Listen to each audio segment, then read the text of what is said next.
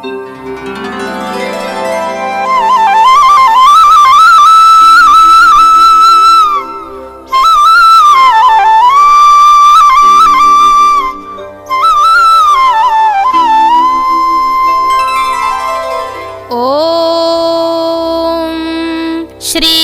परमात्मने नमः।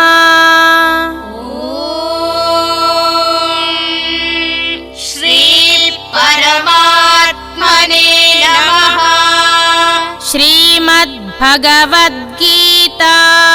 श्रीमद्भगवद्गीता अथ नवमोऽध्यायः। अथ नवमोऽध्यायः।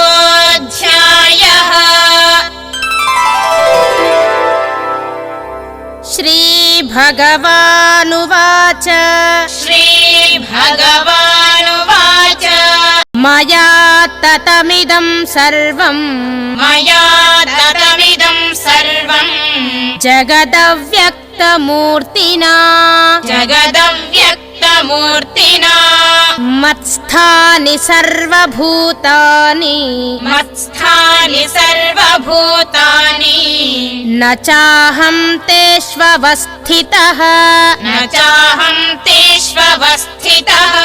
ॐ तत्सदिति ॐ तत्सदिति श्रीमद्भगवद्गीतासु श्रीमद्भगवद्गीतासु उपनिषत्सु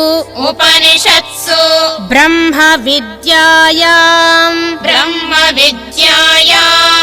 योगशास्त्रे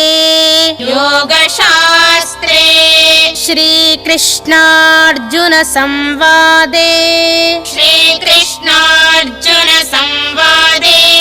राजविद्या राजगुह्ययोगो नाम